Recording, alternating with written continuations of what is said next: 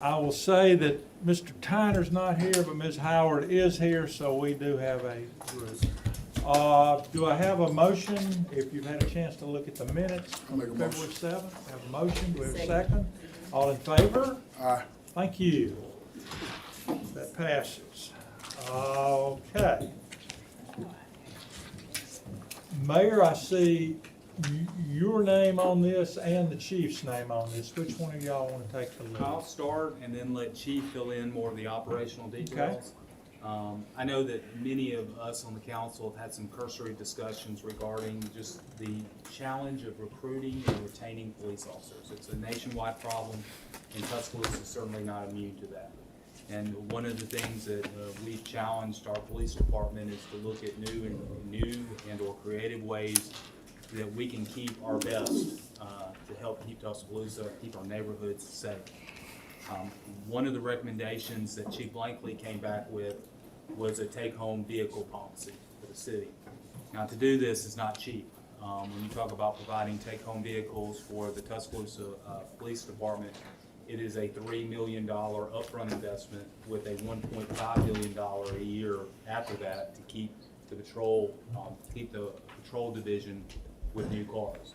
Certainly there will be some maintenance and operational savings because officers now it will be their car, they will take care of it, but I don't think you can count on those savings. They're certainly not going to cover the cost of doing this program.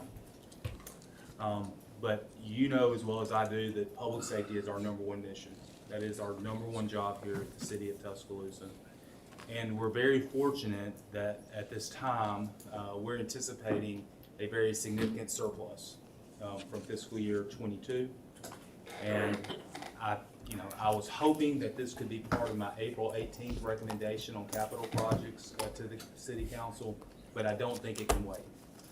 We are 30, and Chief will give you more details, but we are 30 plus officers short today. We have nearly 20 that are in training, which means we are 50 slots short within the city of Tuscaloosa of an overall staffing of 290 plus. I think it's very important that if we're going to do this, that we begin making that decision. So 2 months is 60 days to me was a wait that I don't think we should have, and I know in my discussions with many of you, you felt the same. Also, that if the council were to approve this, to procure 40 vehicles, could take longer than a year. Sure. So even if you said, hey, let's do this, procuring these type of vehicles for TPD is going to take a long time. The good news, though, is that by doing this, we won't have, if the council were to authorize this, that $1.5 million cost will not be in your fiscal 24. It would not be until fiscal 25 that we would have to include that. So I wholeheartedly recommend this. I know that Chief does. I know that many of you, again, that I've talked to privately about this, you have the same feeling. So I'm going to turn it over to Chief Blankley, and then both of us will be available to answer any questions that you may have. Chief, before you start, I just want to say, as you know, I've been a big proponent of this. And from my personal experience, I know that people will take care of a take-home car better than they do. But I don't want to steal your thunder, but I just want to say that. That was my whole speech, Councilman. Thank you so much, and thank you as a council and the mayor. I just got back from Montgomery at the Chiefs Conference, and I know it's hard to believe, but we do talk about how we deal with the mayor and council. I'm very fortunate. I hear stories from chiefs across the state who do not have the relationship that we have with y'all and the support of public safety. So I really appreciate everything y'all have done for us the last 3 years while I've been chief. I guess we can start with kind of how a take-home car is different than a regular car. Right now, you have to be a corporal above in our department to get a take-home car. And that's patrol and investigator. Every investigator has got a take-home car because they're on call, admin, and then corporals who train other officers. Every other officer that's not a corporal, they use what we call line cars. Those cars are hot-seated, which means they run 24 hours a day. I don't think anybody, y'all get all of our information about pursuits that we're seeming to have every single night. Nobody in the city would say that our vehicles are not the most abused in the city. Right now, we're still running line cars from 2013. 10 years on a line car it gets to be unsafe. Councilman, I don't know, you've driven those cars. When an officer gets a line car, they don't try to abuse it on purpose. But the thing is they're in that car for one shift, they're out of that car for the next shift, and then that car keeps going. So maintenance is hard to keep up on those cars because we can't pull them for the oil changes exactly when they get to 3,000 or 5,000 miles. When a corporal or a sergeant, I remember when I got my first take-home car, it's like handing you the keys to a gold brick. Because what you got to remember is those officers, that's their office for the day. That's 8 hours a day that they're in that vehicle. They will wash that car, they will wax that car, that car gets vacuumed, that car gets armor all. You can put little vent things there and make it smell good because we put some smelly people in the back sometimes. But they take care of the car, and that car is not run 24 hours a day. So that lifespan of that car goes from what should be probably about 3 to 4 years, and you can get 5, 6, 7 years out of that car. And those officers make sure the brakes are maintained. They make sure that the oil is changed. So you do get a lot of payback on your investment from that. The other thing is y'all see a lot of pursuits. Officers drive cars hard. We have to catch the bad guys. But it does change the focus of an officer who's driving in a pursuit like, hey, this is my car. I'm not gonna wreck this car. And corporals will tell their trainees, hey, back off just a little bit. Because it's their car. They take a lot of pride and ownership in that. When we started looking, we pulled a lot of different agencies from around the county, from across the state. And right now, we're transitioning to RSA, and I can't thank y'all enough for that. That's a big component that we're getting. But when you look at what every other agency has and what they're advertising, take-home cars is a big deal in that. Decatur just put out a huge package, a new package. The county, we lose officers to the county every couple months, and their reasoning is RSA take-home cars because that's what they want. And right now, officers are in demand, and you have to give them what they want. But the city also gets an added benefit from take-home cars because they have to be within 25 miles of headquarters. They're going to and from work, and they have to stop anything they see, a stranded car on the side of the road, a wreck. They have to stop at those coming in. A hot call comes on that radio going home, the radio, they can't just not go to it. They still have to respond to those calls. It also keeps neighborhoods safer. You see a police car in that neighborhood, a criminal might think twice about that. I don't think I want to go to that house or go to that neighborhood. So the city gets added benefits from this. I do understand that you do have more costs. You're going to have more insurance costs because you got more vehicles. But I think the benefit of having that outweighs those costs. I had Chief Clark do an analysis of our fleet, and basically we need 20 Tahoes up front, 40 Tahoes up front at a price tag of $3 million. And then one of the things that we've had inconsistencies in the past has been 1 year we may get 5 cars. The next year, y'all may be like, hey, we got extra money, we're gonna give you 25 cars. The problem is when those 25 cars come up in 6 and 7 years, we're probably not gonna get 25 cars to replace them at that point. So I challenged Chief and I said, hey, listen, we need a plan. We drive our cars harder than anybody else. What do we have to do to keep a valid take-home car program? And basically year 2, 3, and so on, we would need 16 Tahoes, 5 unmarked, and 2 motors. That's $1.5 million a year. Now you will have inflation down the road, we know that. But to kind of give you an idea of where that lines up with what we're currently getting, in 2021, we got $1.5 million. In 2022, for our vehicle budget, we got $2 million. In 23, we got 1.8. So that 1.5 that we're asking for consistency every year after that is not far off the mark from what we're already getting. It's not like we're saying, hey, we need $3 million a year for this. It fits right in that total range that we're already receiving. Chief, will you let them know how many vehicles we're waiting on right now? Right now, we're waiting on 34 Tahoes. And that's the other part of this. They've already been paid for and ordered. We're hoping to have 20 in June or July of this year. If y'all go and adopt this today, then at that point, those 20 that come in will start to be issued out to officers as well as some line cars to go and get the process started. So getting the vehicles is a problem. And the officers know that. They know it's not going to be something you snap your fingers overnight, it's going to happen. But when the state bid opens, if we can go ahead and order 40 more Tahoes, I would hope by this time next year we'll be getting those vehicles in, getting them equipped, and getting them on the road. Just for some info for y'all, a fully equipped Tahoe now is $74,000. Lights, sirens, everything. So they're expensive. Unmarked vehicles, $45,000, and a motor is $30,000. So there's a huge price tag to this, but I believe in the retention and the recruitment. If we can advertise, hey, when you get off probation, here's your keys to your car, because that's what the county does. That's what Decatur does. Got a whole packet of places is what they advertise. The pay raise was amazing. RSA is amazing. If we can get the take-home car program, we're starting to build that total package. All that comes together. So, hey, now we've got a recruitment tool, but you have to have the total package, and that's what this will add to. Thank you, Chief. I think there's also, and you may have mentioned this, you made some great points, but there's some accountability with a take-home car. Yes, sir. Those supervisors check those cars normally once a week, and that they are clean, that they are washed, that they're doing their maintenance schedule. So there's a lot of accountability with that. We understand it's a big investment for the city, and we're going to take care of that investment. And they also know if they wreck their take-home car, they're not getting another one. They're going to drive that line car until that vehicle gets fixed 6, 7, 8 months down the road. So there's accountability all the way around on it. Mr. Fell, if our surplus was only $3 million, I would be recommending we just did this. Now, it's certainly much more than that. Yes, sir. But this, to me, is the most important initiative we need to fund coming up in our capital budget. And we would like to accelerate it, knowing that the vacancies plus the time constraints of just getting those vehicles in. And the mayor said earlier, I would update you, we're down to 34. I had a narcotics agent that is probably leaving in the next month, so I put us 35, and I expect to lose another officer this week, so I put us to 36. Any questions from the committee or from any counselor? I've always been in favor of it. Thank you, sir. Like you said, benefits definitely outweigh the cost in this case.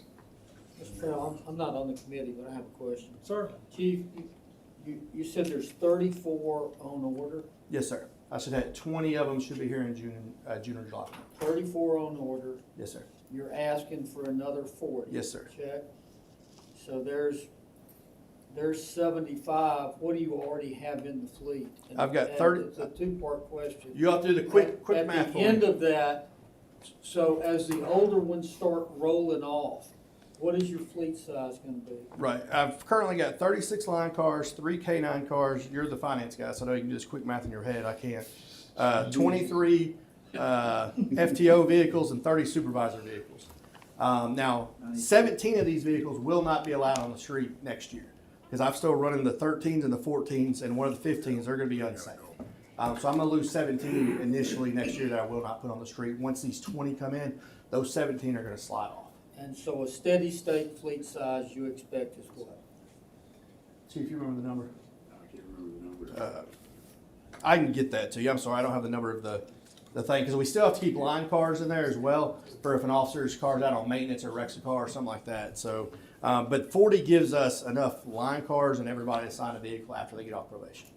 Chief doesn't anticipate any additional fleet maintenance personnel. That's one of the things we discussed, or any additional modifications we would need to make to TPD's fleet maintenance center. So, Any other questions? So after y'all, I would like to understand, what's the total incremental increase, okay? Not the, I mean, I get the 34 on order, the 40 more needed.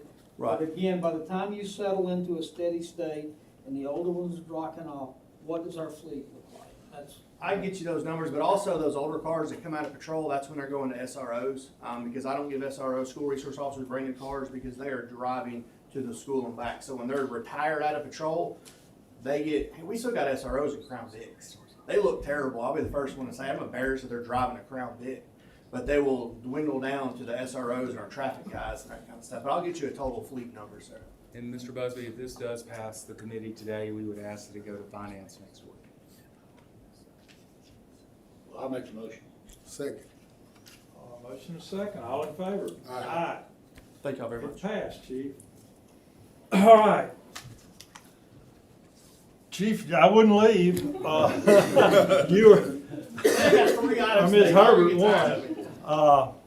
Talk to us about the recruitment bonuses.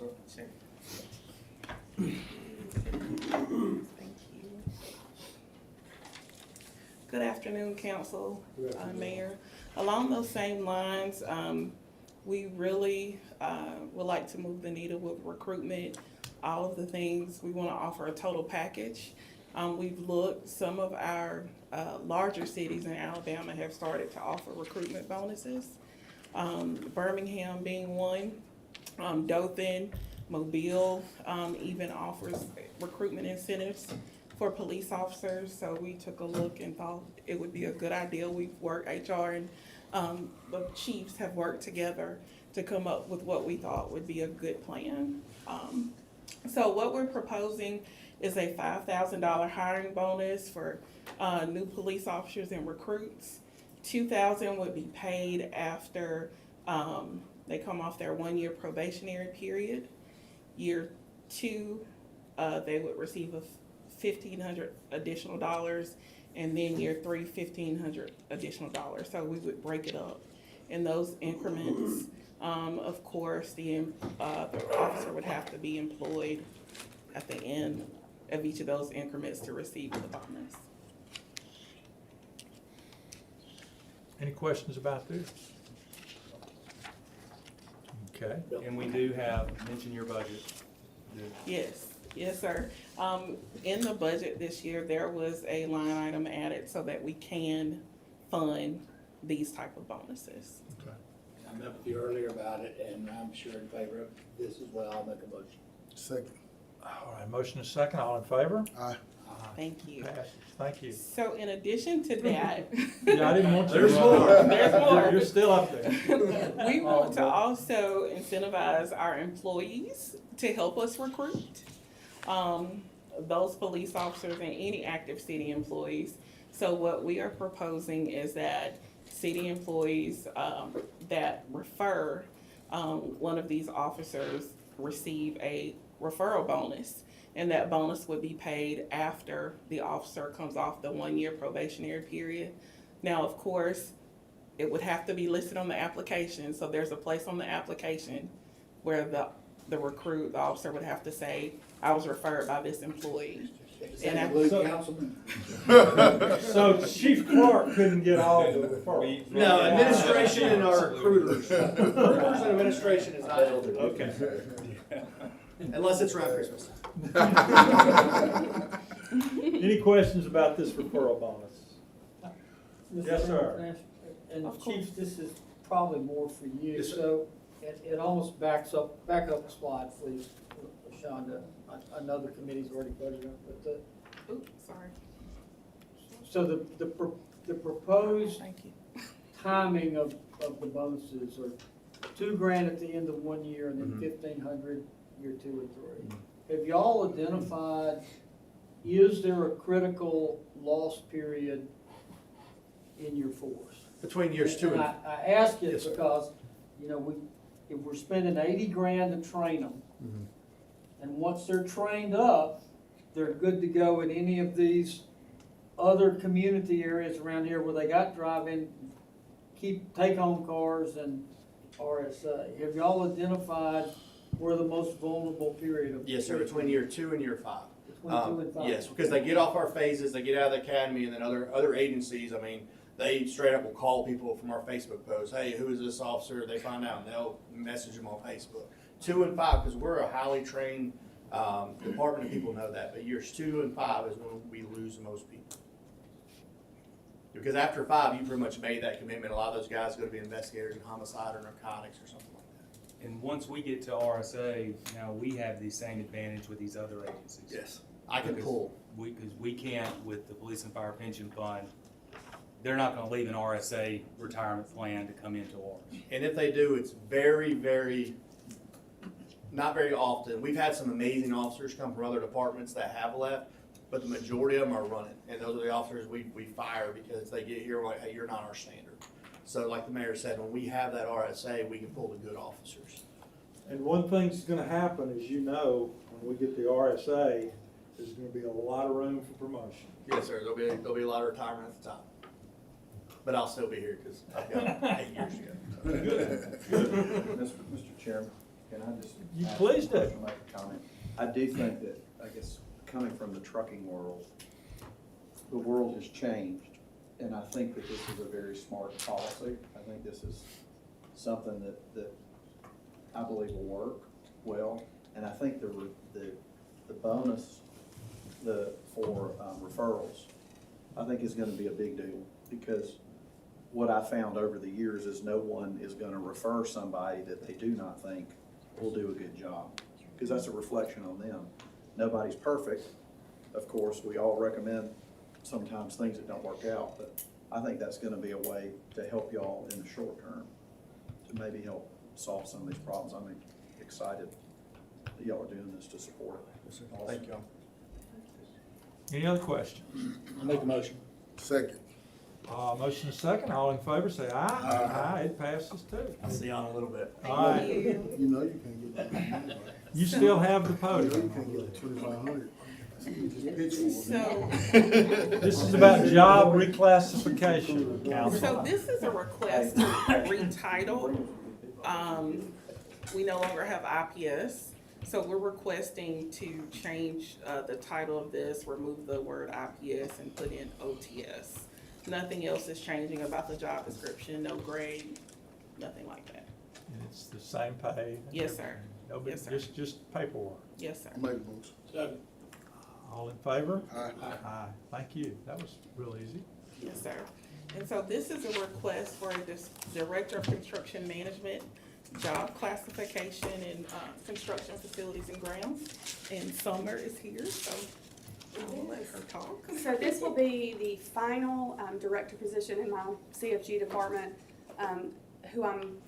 What I'm hoping to get is someone that can provide construction management services with me to kind of manage anything that goes across the city, provide inspections, any kind of in-house design a little bit sometimes like that. We can do in-house, projects a little bit cheaper than normal, and it will just help me out a whole lot in general. So. Any questions for Summer? Make a motion. Second. All in favor? Aye. Thank you. All right, I believe it's Mr. Powell for consideration for the airport RFP advertisement. Good afternoon, and it's good to be here, and thank you for the opportunity to speak on our item today. The simplest way that I can describe the scenario is that we have currently multiple parties interested in a piece of airport property, a little over 6 acres. That area is due to expire in March of 2025. Due to this lease expiring in the near future, who should decide the next agreement and how should we decide are the relevant questions. Should it be the outgoing tenant or the lessee, or should it be the city of Tuscaloosa?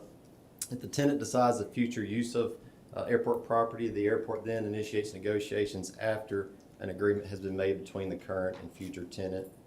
When should our requirements be introduced in this process for items such as investment requirements, rates and fees, indemnity clauses, compliance with rules and regulations, the many factors that go into a variety of our lease negotiations. These discussions may or may not support what was negotiated in the beginning between the current and future tenant once we've had the availability to discuss the necessary terms and conditions. So what are the results if there are disagreements between the expectations of the previous lessee, the new lessee, and the city's own requirements? Is the outgoing tenant able to determine the qualifications necessary for a future applicant? So what rights do other interested parties have in being considered throughout this process? And how does the airport determine the highest and best use of airport property if the tenant is deciding how to use it? So our recommendation today is, our request is for consideration that we standardize this issue, that the practice be through a competitive process, be considered when there is an expired or soon to be expired lease with intent of determining what is best for the airport, what is best for the city, and what is best for airport users and citizens that financially support this airport. It's both the Airport Advisory Committee and my recommendation that a public advertisement process be considered to resolve the issue. It would reflect current industry practices. It would meet federal compliance standards and supports an effective process of evaluating the use of airport property. This process is currently recommended in our upcoming minimum standards and leasing policy updates that will be coming back to this committee here in the next month or two. It'll also allow interested parties that have a fair process for being considered and know the terms and conditions at the start of negotiations. It'll emphasize tenants to complete a competitive process prior to an expired lease. So thank you for your time for having this on the agenda item today. There are many factors that go into any lease negotiation, and I'm open up for any comments at this time. Well, you mentioned fairness, and I think we've discussed from several departments about contracts and how important it is to some of us that they be fair and everybody have the opportunity. And I don't see anything wrong with an RFP, frankly. considered. We do know that we have up to 4 parties interested in this, a few FBOs and a few flight schools that are looking for facilities on the airport. We don't know which is the best proposal, the best use of the property, so we're trying to have a process that gives city council the ability to review any of those available proposals. How long will the contract be ordinarily? On a new agreement, Yes. depends on the proposal. We recommend that investment be the trigger of how long agreement may be. So if they're investing in the airport, we want to reward them with that commitment to have a long-time commitment to be on the airport. By having a long-term lease, their access and airport property, the infrastructure that we have, the air traffic control services, their fire rescue services, they're buying access into the airport when they're making these kinds of investments. Right. So this is pretty important. Very important. So decisions we make with our leases, that can be 5 years, 10 years, all the way up to 40 years before we get a chance to go back and try to do something different. So Sure. Any questions? Chairman, can I ask a question? In the current lease, Dixie Air has the lease until March of 2025, That's correct. correct? In that contract, do they have the right to assign that contract to somebody else without the city's agreement? they do not. Any assignment must be approved by city council. Because we want to know who's coming onto the airport, that they meet some form of standard for using that facility and the services they may be providing to the public. So the current, can I ask? Sure, please. So the current leaseholder owns the lease, it's through March of '25. That's correct. They can negotiate a purchase of that lease, but the city council approves who they're able to is transfer the right word? That's correct. Transfer or sell that lease to? The easiest way to assign is a simple assignment, which they just take over whatever's in that lease. Most of our request is a simple assignment plus an extension, which makes it a little more complicated. The ideal scenario is that if someone's interested in selling, they should do it at maybe the 10-year mark or greater in years left. Once they get down to 2 or 3 years left, there's not a lot to be value that's left in that agreement because it's at the point of being expired.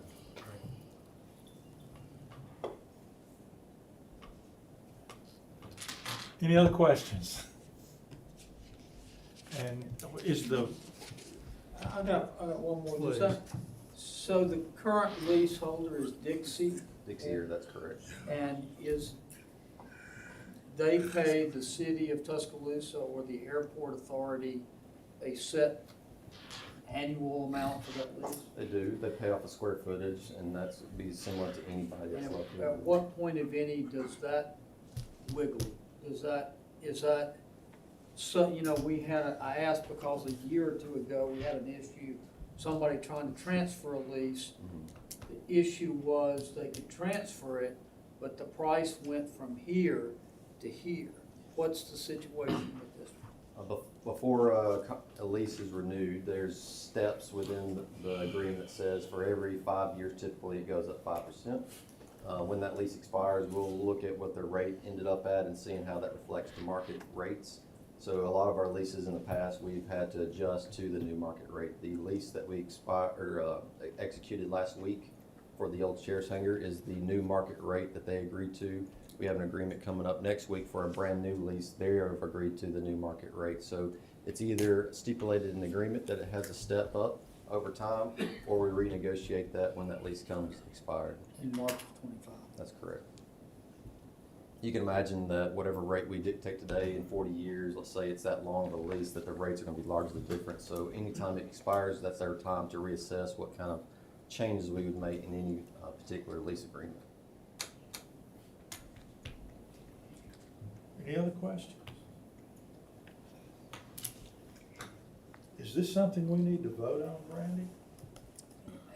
I mean, would believe so, I would think so. It just doesn't say there's no ordinance involved here, but, do we have a motion for this consideration? Anybody in the room speak? I think if there's somebody here that would like to speak briefly, yes. Yeah. Sure, go ahead.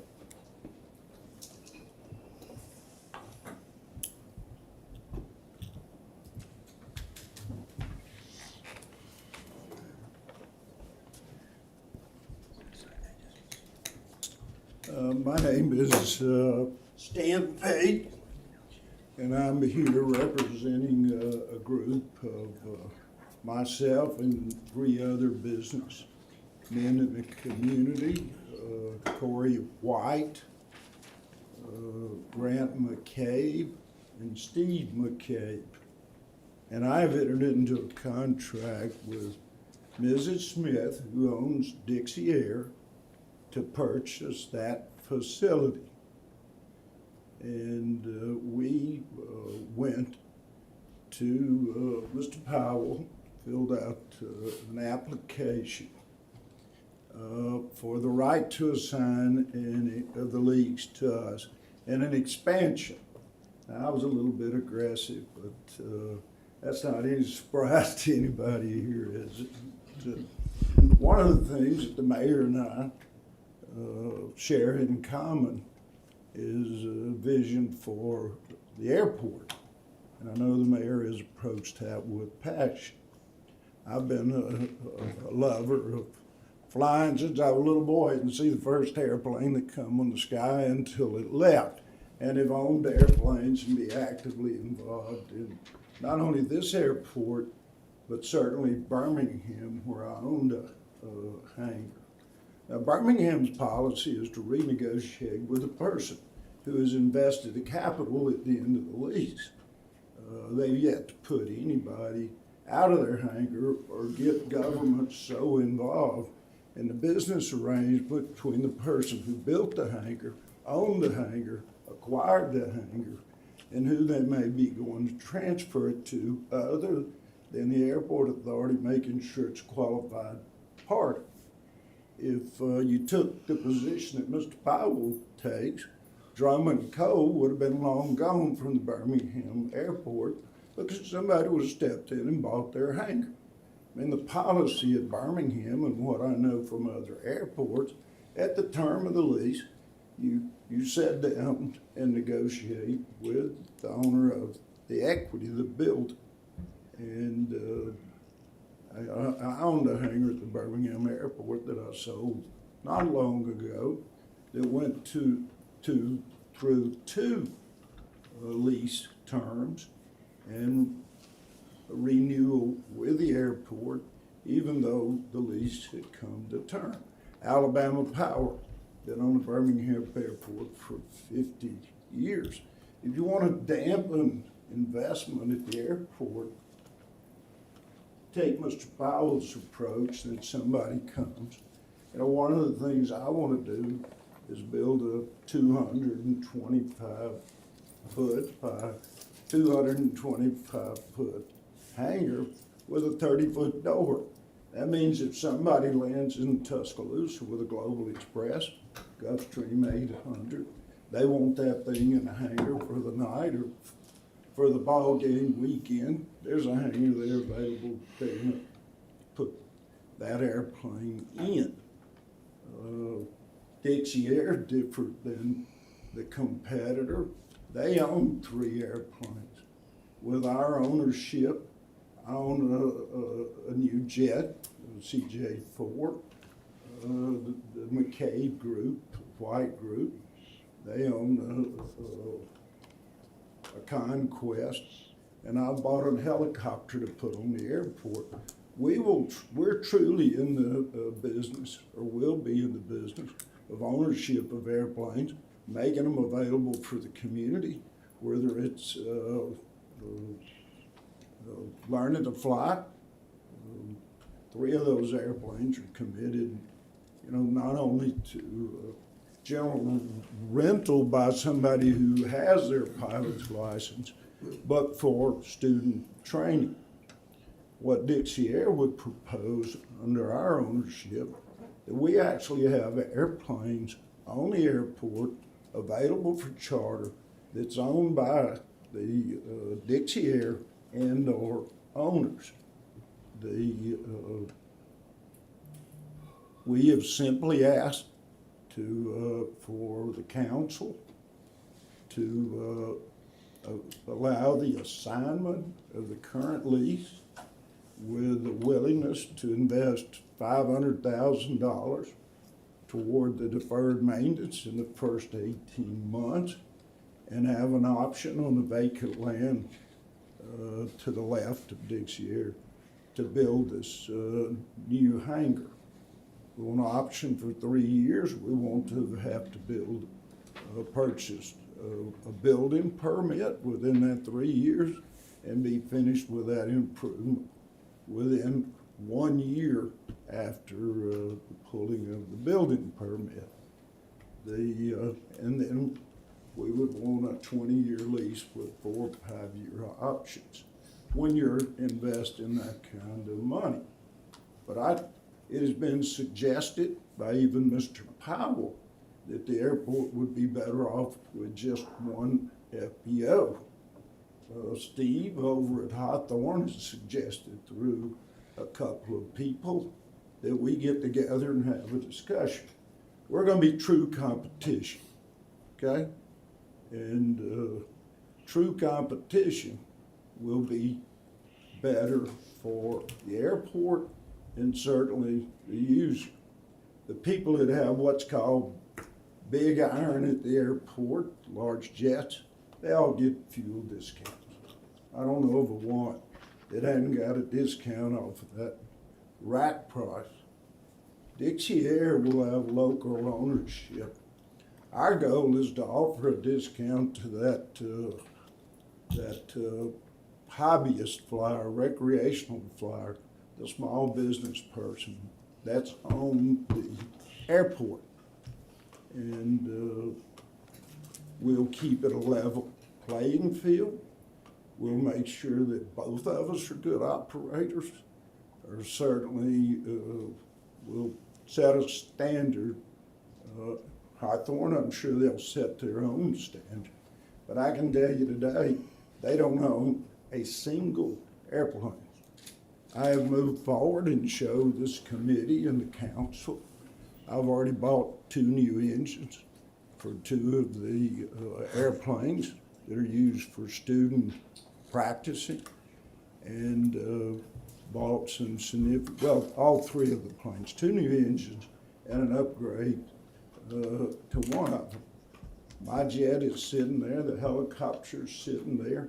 We're ready to go, but we want to be treated just like Hawthorne was treated when they came in here, bought Bama Air, and asked for a lease extension based on making some capital improvements. I don't think there should be anybody here that would question the ability of this group. Certainly other partners are distinguished, successful business people in this community.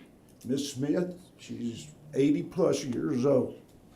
I mean, do you really want to take Mr. Powell's approach to wait till the last 2 years or the end of her lease and then get involved in who might acquire it and what the rules might be to diminish certainly her value of her equity there?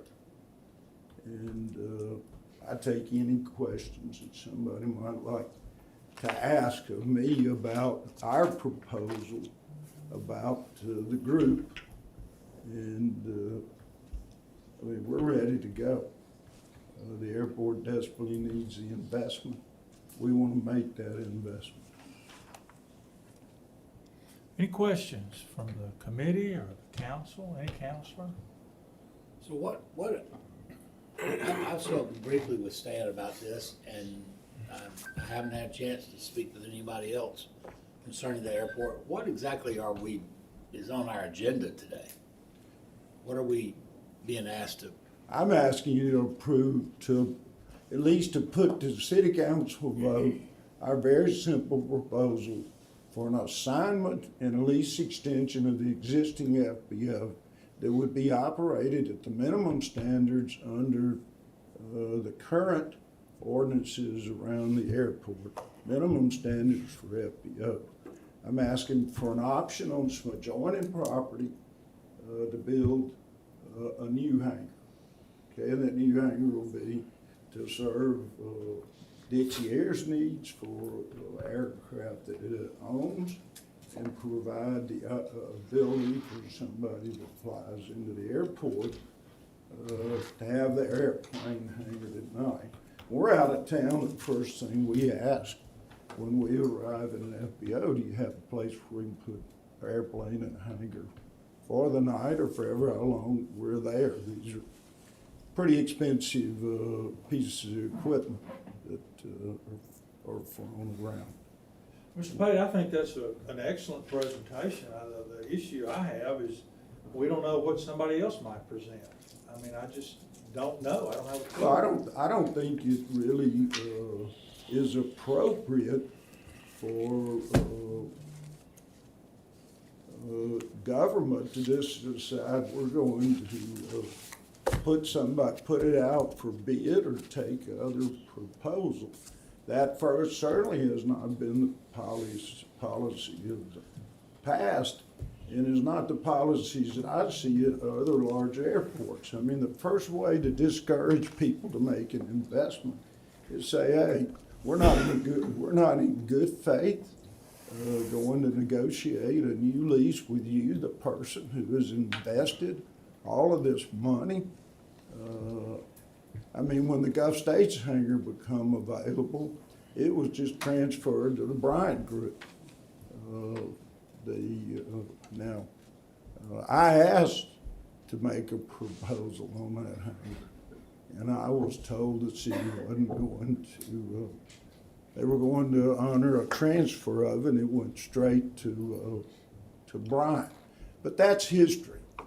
I can tell you that if you look at Birmingham Airport, which is a much more vibrant airport than Tuscaloosa, has significantly more private hangars, that it is not the policy of that airport at the term of the lease to take proposals. They go to the equity owner, the people that have made the investment in the horizontal and vertical improvements, and negotiate a new lease.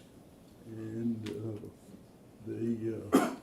I can't imagine that this council would want to put Ms. Smith in the position that she would be at the term of her lease and ask somebody to negotiate with her to buy something that she had no term or no idea where this council would approve that party to ultimately be the new owner. Any questions for Mr. Pate? Anybody else here that, I know we got a crowd of folks, was there somebody else here? I'd like to speak for just a Sure. second, if I could. I'm Dave Pass, you know me, chairman of the airport committee. I will say, you know, a couple of things. One, we think Mr. Pate and his group are very well qualified. We had some, you know, a good meeting with them and had some good information.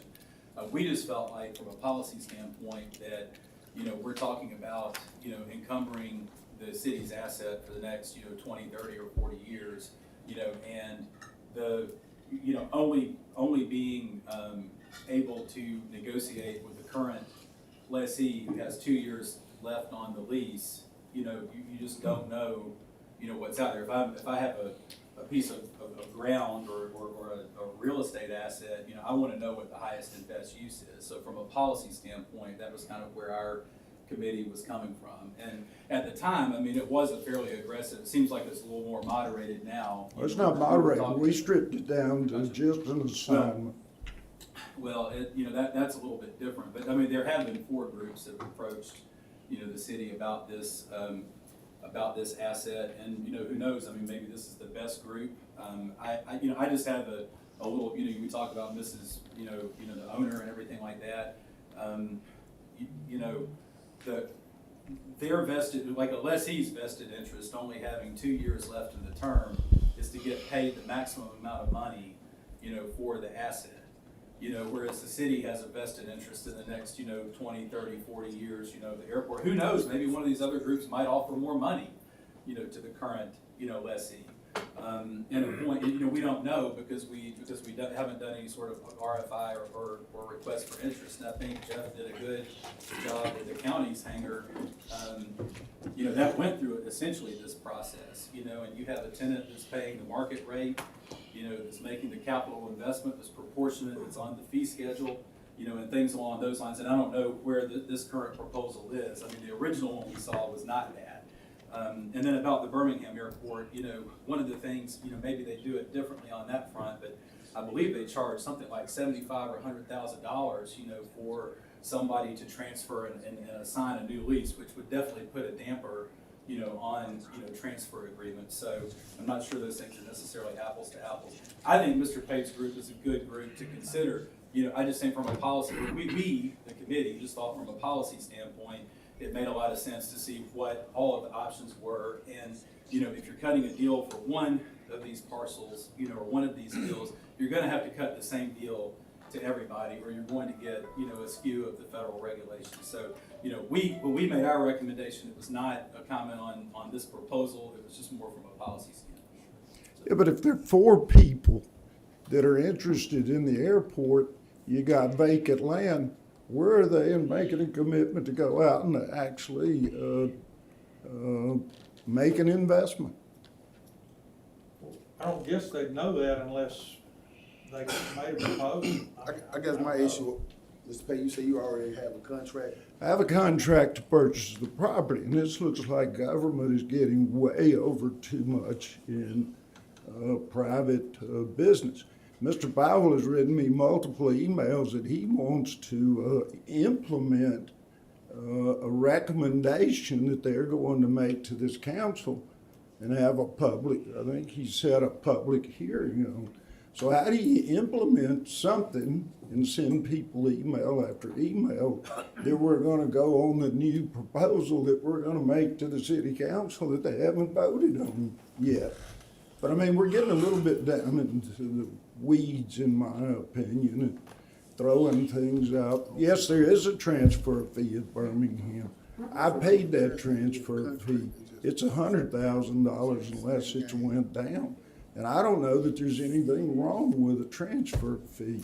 What I know is wrong is taking somebody's assets, somebody that has paid their rent or has been on that airport for all these years, and say, now you're the term. We don't want to allow you to continue your business. And by the way, we're going to put it out for bid. And you're not necessarily going to have a free market to negotiate and sell to. And I mean, it is just not the role of government to put people out of business. Well, And if you want to dampen investment at the airport, continue down the path. I don't feel comfortable passing this RFP if you're already in the contract. I don't personally. I mean, it's like me in the contract or something. You want to move me out because, no, I don't feel comfortable with that. Let me just say that's my spirit. Do we have to vote on this? I mean, do you all have to vote on this today? Can we have more? We can table. I would just like it to go to the council. Vote it up, vote it down. Ms. Smith, who's very elderly, this is her major asset. She needs the money out of it. If the council doesn't see the reason to pass it, then we need to move on as business people, and she needs to move on as the person entitled. Now, I will tell you, I believe there's 7 years on the lease if you read it real close. But doesn't matter. I'm under contract to buy it. I made a deal with 3 businessmen in town. Mr. McCabe has 20,000 hours of flying and an unbelievable history with Federal Express. The right kind of person that you want on the airport. I mean, nothing wrong with out of town folks, but the 3 other partners are Tuscaloosa. They're Tuscaloosa people committed to be in Tuscaloosa. I want a jet where I can just go anywhere, but I am certainly ready to invest. This new hangar that we're talking about will be, it'll be $4 or $5 million investment. Will there be a bigger hangar? It'll be big enough to handle the biggest airplane, private airplane that could come to this airport. And, for the first time, we'll have a helicopter on the airport that's available for lease. We certainly, in our earlier proposal, said we wanted to expand the flight school, buy more airplanes. There's 3 there now. Add additional airplanes. I want to engage the community. A job as an airline pilot is a high-paying job today. I think there are a lot of young kids in this community. If we had a community-friendly airport to engage with the young kids, certainly that could lead to careers. You know, we all have, the whole group has a passion for flying, have major investments. Mr. Pate, I don't mean to cut you short, but we've got some more stuff in another committee. That's And I fine. appreciate your presentation. Could I get a vote of the committee? Well, we're good, let us go through that, we'll see, Okay. we'll see. Do we have a motion of anything? I have a question. Is it, I guess it's Scott or Mr. Bobbitt?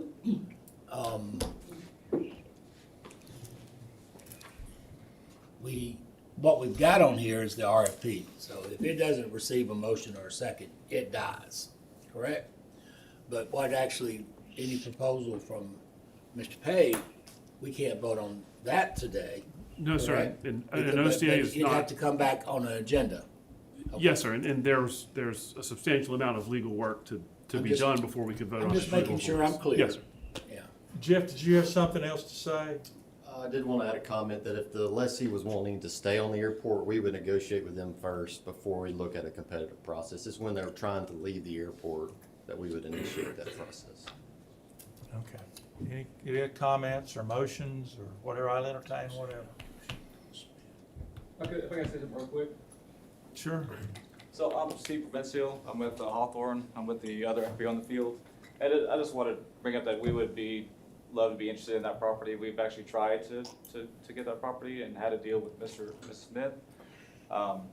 So having been already on the property, would be supportive of a competitive process. Just as Mr. Pate talked about competitiveness, I think that would be the best way to go in this situation, because there is multiple parties looking at it, and at that point, you're looking at the best proposal, the best situation for the airport, and I think there should be a lot of weight in that. Just whoever can bring the most to the community, which we've been a partner now since 2016, and we've put a lot of effort into the business. We do about 90% of the business on the field, and we really try to push hard to do that, to be in that position. So that would just be, again, from Hawthorne's point of view, we would love to see a competitive process and see where that goes, and see who the best option is for the airport. Thank you. Sounds like an attempt to create a monopoly. All right, well, thank you, Mr. Pate. Now, do we have any motions from this committee or? Well, I don't hear a motion for anything, so I guess we'll just carry on. All right. Mr. Woodson. This will be short. Expansion of on-premises licenses. Currently, an on-premise alcohol license holder can expand without coming before you as a body unless they're within 200 feet of a church or residential property. So downtown strip areas have expanded, and they've never had to come back before you, and it's in part how we've ended up with some of these large establishments. It's a simple change in 3-31 that would require on-license alcohol premises when they want to expand. They've got to come back before you with this process that's already outlined here. I'll make a motion. Second. All in favor? Aye. Thank you. All right, Mr. Jimbo, Holmes. just to clarify, you mean up until now, a bar that has a capacity of 50 people can buy the building next door and expand to 500? As long as they weren't within 200 feet of a residence or a church. Wow. About time we have this. Yes, Mr. Holmes. Yes, sir. Can you propose that, Mr. Woods? As this committee and council is aware, we've been looking at gastropubs, restaurants, bars, how restaurants become bars via our gastropub policy. And we have a couple proposals that we think will help what Mayor Maddox has referred to as our truth in advertising. The first proposal is a amendment to section 7-33. That is the portion of our city code that sets out when and why the council can revoke a business license. Currently, the council can revoke a business license if an applicant files a document or otherwise lies to our revenue department, and certainly that makes sense. But there is nothing to prevent an applicant, say, for an alcohol license, coming and presenting to this body that they're gonna operate one way, and then when they get their approval, operating in a different way. And so what we would do is we would amend section 7-33 subsection 4 to add any applicant affidavit or document or any statement or presentation made before a board, committee, commission, or council meeting of the city of Tuscaloosa to obtain any special conditions, zoning exception, alcohol license, or other city approval required to operate the licensed business that contains false or misleading information or omission of material fact would be grounds for a business license revocation. Who would determine if they were misinformed? Ultimately, I guess it would come through the revenue and come through my office. Obviously, if it got to council upon presentation, the revocation of a business license, if the council disagreed with our interpretation that there had been a falsity, then they could deny the revocation. Okay. Any questions? I like that myself. Scott, would you read that language again about false or inaccurate? Yes, sir. I'll read the small part first. You tell me if I need to read more. It says that contains, so it's any statement, document, anything filed that contains false or misleading information or an omission of a material fact. Okay, could I ask, I think that's right. My only concern is sometimes what we see in these bar situations is when they say it, it's true. Right. They intend it to be accurate, and then things change. Yes, sir. And they morph the business model, and it no longer complies with what we license. 100%. 100%. And It didn't say anything false or misleading, it just didn't work out that way. yes, sir. And That's our a nice way of putting it. what you will see kind of go through the so this is a just a code amendment that's fairly easy to do. What you'll see kind of trickle through the planning process for our friends at UD is when you get a special condition for something like a gastropub, you put your narrative. Here's what I'm going to do.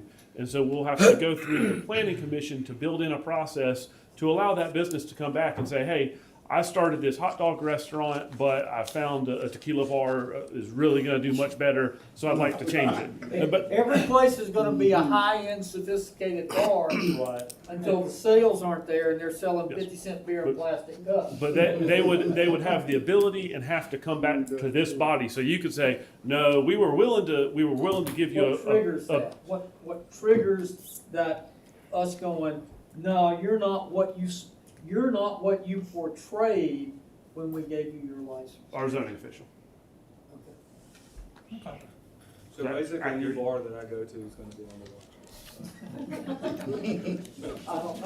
I don't hang out in bars. Plastic cups are 50-cent beer. That's- Any other questions It's about from a the quarter council much. or Mr. Wilson? No, Mr. Busby asked my question. Okay, okay. All right, do we have a motion for this or not? Second. All in favor? Aye. Thank you, Mr. Hall. Yes, sir. The next is sort of tangentially related, and this is occupancy limits. And so this would amend section 3-30 of the code as well as 11-21 of the code. It is council is probably tired of hearing me explain.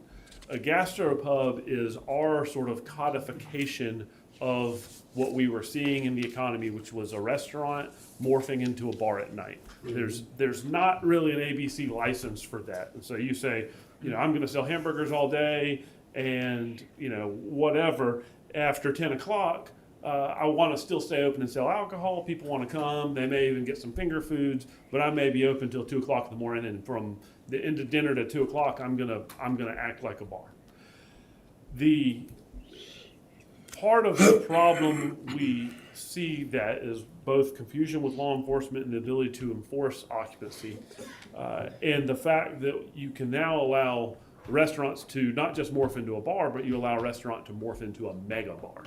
And so what this would do is it would amend our code to establish the occupant limits for a restaurant liquor license and on-premise beer and wine shall be established with applicable furnishings arranged for dining as shown on the alcohol license application. This is a floor plan that restaurants are required to file with the ABC when they say, I want to be a restaurant, here's how I'm going to set up my restaurant, please give me an alcohol license. What this does is takes a gray area in the code which allows really event spaces. So let's take our own river market, for example. Our river market, depending on if you want to have a wedding there, you may have a seated banquet. And because now you have all these 8 to 10 person tables, your occupancy load is reduced. Or maybe you just want to have a concert and it'll be standing room only. So your occupancy for that event would be higher.